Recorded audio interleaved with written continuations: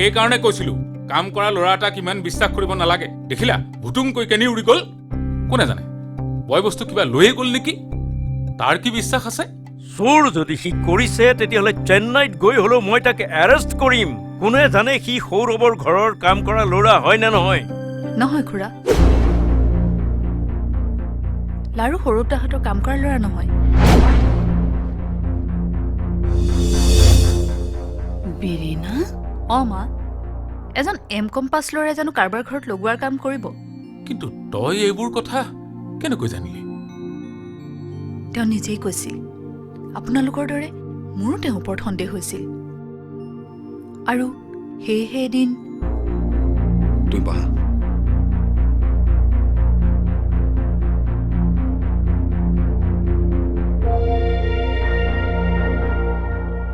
তুমি ঠিকেই ভাবিছা। মই সৰুটা কাম কৰা ল'ৰা কোনো লাৰু গোপাল খাটুনিয়াৰ নহয়।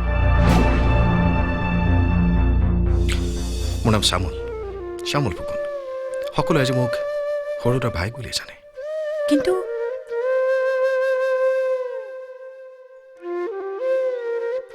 তোমালোকৰ বৰদেউতাই এবাৰ এটা অনাথ শিশুক ফুটপাথৰ পৰা বুটলি নি ঘৰত আশ্ৰয় দিছিল। শিক্ষা দীক্ষাৰ উপযুক্ত কৰি নিজৰ নাম দিছিল।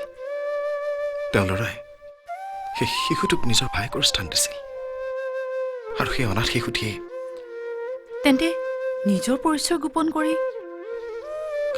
গোপন নহয়, মই মাত্ৰ দৰেদাহঁতৰ ওচৰৰ পৰা চাব খুজিছিলোঁ আজিও সৰুতাৰ প্ৰতি তেওঁলোকৰ অন্তৰত মৰম আছেনে নাই। দেউতাৰ শেষ ইচ্ছা আছিল এই ঘৰটোত যেন দৰেদাহঁতে মিলাপ্ৰীতিৰে বাস কৰে। ইয়াৰ লগত আমাৰ একমাত্ৰ সম্বন্ধ আছিল নিত্যানন্দ কলিতা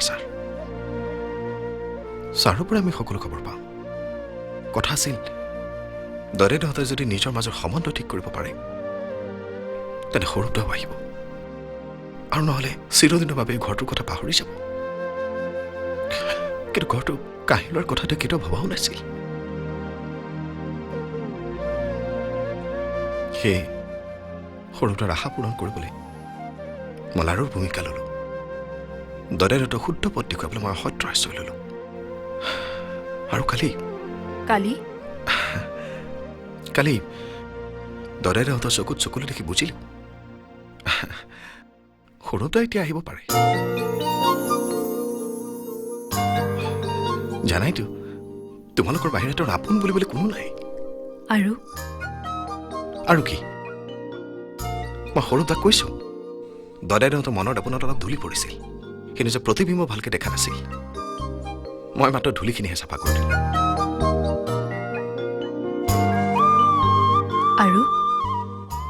আৰু কি, ইয়ালৈ তুমি মাত্ৰ ধূলি চফা কৰিবলৈহে আহিছিলা নেকি? যদি বুলি কওঁ মিছা কোৱা। তোমাক দেখাৰ দিন ধৰি ভাবিছিলোঁ মই সৰুতাৰ আৰু এটা ইচ্ছা খুব সহজে পূৰণ কৰিব পাৰোঁ। বাৰু তোমাৰ সেই মৰিগাঁৱৰ প্ৰফেচাৰজনৰ লগত কিয় বিয়া ঠিক নহ'ল তুমি জানা জানো? কিয়? তুমি ভাঙিলা নেকি? আৰু কি, সহায় কৰিবলৈতো নিত্যানন্দ ছাৰ আছেই। কিন্তু আজি তোমাক সুধিছোঁ, সৌৰভ দাই যদি মোৰ লগত তোমাৰ বিয়াৰ প্ৰস্তাৱ দিয়ে তুমি সন্মতি দিবানে? নিদিওঁ। বীৰণা, ভয় খালাতো? এই যে ভয় খালা, ইয়াৰ নামো কিন্তু প্ৰেম। তুমি যাবাগৈ বুলি শুনি তেনেকুৱা এটা ভয় ময়ো খাইছিলোঁ। তাৰমানে সৌৰভ দাক সোনকালে পঠোৱাগৈ যোৱা।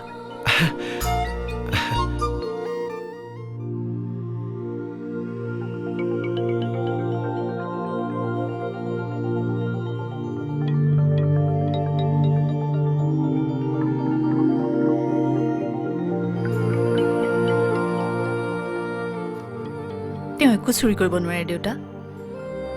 তেওঁ চবকে শিকাই থৈ গ'ল, আনৰ কথা ভাবিব নোৱাৰিলে মানুহ বৰ অকলশৰীয়া হয়।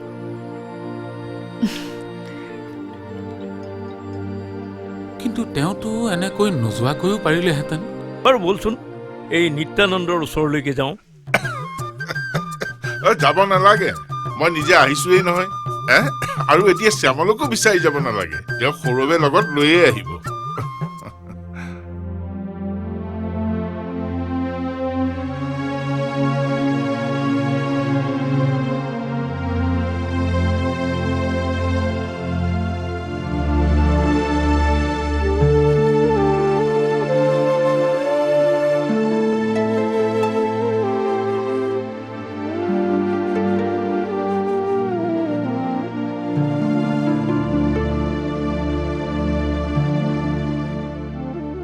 কি হ'ল দাদাদেউ, ধৰিব পাৰিছে জানো? মই সৌৰভ। সৌৰভ? দেউতা 3 বছৰ ধৰি শয্যাশায়ী হৈ নথকা হ'লে এই কামটো তেখেতে নিজেই কৰিলেহেঁতেন। লওক, এই ঘৰ মাটি আজিৰ পৰা আপোনালোকৰ হ'ল। কিন্তু সৌৰভ, আমি যে ভাবিছিলো তোমাৰ এই ধাৰ।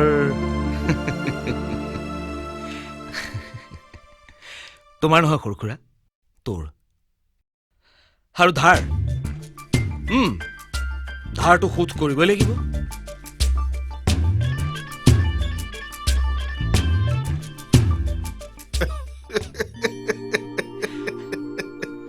লাৰুৰ পইচাটো পাইছে। আপোনালোকে কি কয় খুৰী, আমাৰ বিৰিণাৰ বাবে শ্যামলে উপযুক্ত নহ'ব জানো? লাৰু? শ্যামল? ৰব আহে, লাৰু লাৰু কৈ নাথাকিবা। কিন্তু সৌৰভ, বিৰিণাক সুধিব নালাগিব জানো? বিৰিণাকো সুধিব লাগিব। মানে আচলতে সি সুধিব লাগে।